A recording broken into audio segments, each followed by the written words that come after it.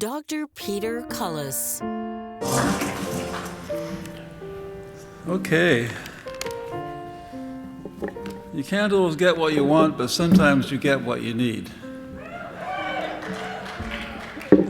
I'll extemporize on that theme in a moment or two, but I really can't believe that I've been elected to the Canadian Medical Hall of Fame. I mean, started off as a physicist doing whatever, and here I am. It's an unbelievable honor to achieve this award. And it's a great example, actually, of how sometimes you get what you need, not necessarily what you want. I do want to give a bit of a shout out here to UBC. I joined UBC as a student in 1964. I still remember my student number, 1641640. It's a wonderful institution, and I really believe one of the top universities in the world. So here's to UBC. It's nurtured me in every way.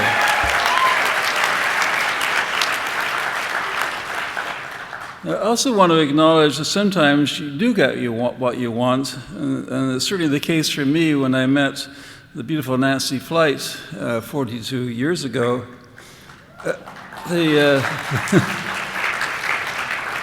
I think we had 3 dates and then decided to get married. It's the best thing that ever happened to me, and though Nancy's sometimes not quite so sure. But anyway, here's to you, Nancy. It's been hugely wonderful being with you.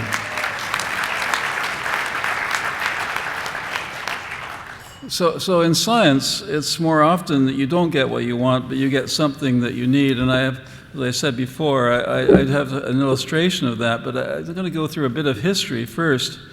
As I mentioned also, I got a PhD in physics way back in 1972, and I realized with absolute certitude that I'd do anything else, including being a used car salesman, not that used car salesmen are that, anyway, rather than continue with physics. I wanted to do something that had a little bit more direct benefit to people, and also I was doing research on semiconductors at 4.2 degrees Kelvin, this was transistors on the moon. Anyway, so I wanted to do something that maybe I could explain it a little bit more, how important it was to my girlfriends. So I switched to biochemistry as a postdoc in Oxford in the middle 70s, and that was an experience. I didn't know the first thing about biochemistry. I didn't know what a protein was or DNA or really anything else. But I managed to survive, even though I had a really deep sense. I mean, it doesn't go much deeper than that. I really didn't know what was going on. After about 6 months or a year, I acquired a thin veneer of knowledge that seemed to convince other people that I might know something about something.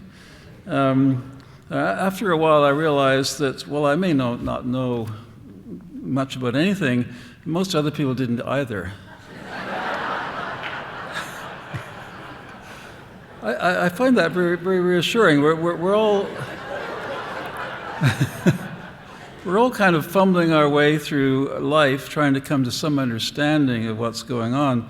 So I find it a comforting thing, and it gave me confidence, actually, that really enabled much of the rest of my career. I didn't know much about chemistry, and that worked out okay. I didn't know anything about trying to develop drugs, but I knew nothing about that. But that seemed to work out all right, and and I didn't know anything about starting companies, but even that worked out okay too. So it was I think that one has to take realize that, well, you may think you don't know that much. Don't imagine other people know a huge amount either. Anyway, in the early 1980s, there's 2 major problems with currently available drugs became really apparent to me. I mean, first, with small molecule drugs, such as cancer drugs, we obviously need, they go 99%, 99.9% goes everywhere in your body, and only 0.01% gets to a tumor. So we obviously need better ways of delivering them more specifically to where they're needed. And secondly, why were we using small molecule drugs in the first place? Wouldn't it make a lot more sense to use much bigger molecules like RNA or DNA, some molecular biology techniques? This is really what the cell uses to treat disease. I mean, why don't we use gene therapies? The problem is that these larger molecules, don't get into cells on their own, so we need ways of delivering them into cells. So initially, we set out to cure cancer. And that was the focus I had in the 80s. We had in the 80s to deliver cancer drug to tumors. And it even went to the extent that we started a company to do this. But after a while, we found we couldn't raise enough money to keep the company going. So the CEO said we had to be doing gene therapy as opposed to putting cancer drugs into these delivery systems to try and get them more specifically to where I want them to go. As he said, it had way more sex appeal. This was presumably to investors.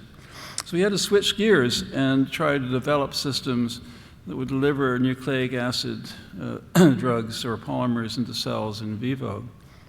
We actually got pretty good at this, and by 2013, we were working hard on using these systems to make proteins in the liver. And then one of the people that was on the video, Drew Weissman from the University of Pennsylvania, called us up and said, well, I'd like to try your lipid nanoparticles as vaccines. In other words, he wanted to make, instead of making a protein that was made in the liver, he wanted to make a protein that was made on a virus and see if that worked out as a vaccine.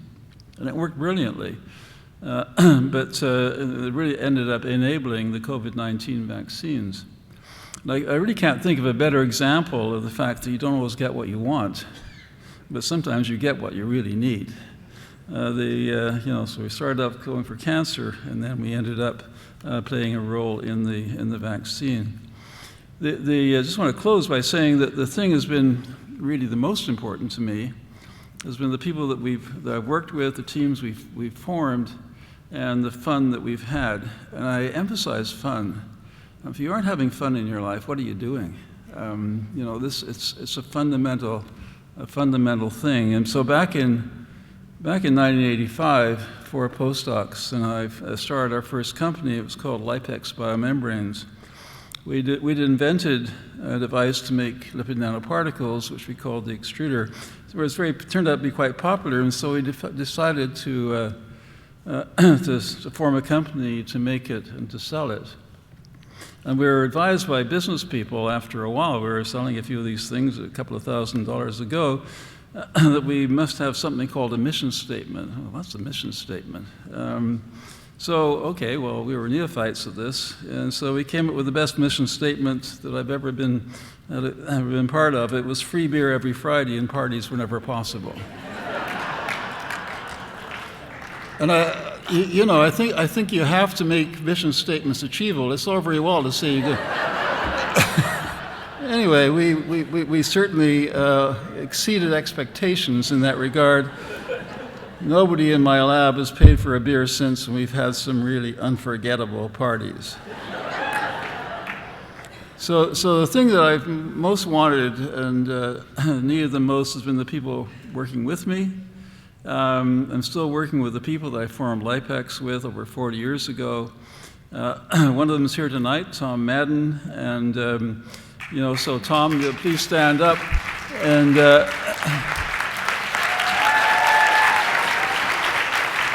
actually, I think the whole Acuitas table should stand up because, this is an example of the amazing things that can happen when you get a group of people really working in a concerted way. So, Acuitas, please acknowledge this.